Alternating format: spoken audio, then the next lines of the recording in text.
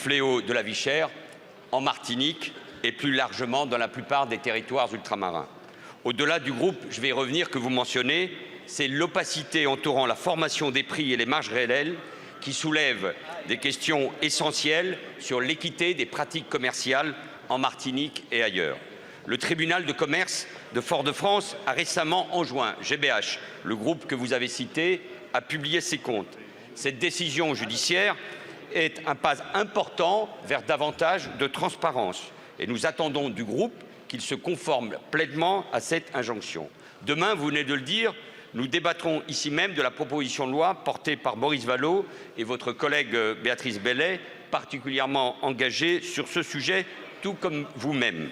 Transparence, justice, égalité, vérité doivent enfin s'imposer parce qu'il y a un sentiment profond d'injustice, vous l'avez rappelé. Il y a des grands groupes très performants, voire un grand groupe très performant, qui joue souvent un rôle d'étouffement de l'économie et du pouvoir d'achat, basé sur de multiples prises de marché sur le plan géographique, presque partout dans les Outre-mer, comme sur les secteurs automobile, agriculture, béton, alimentation.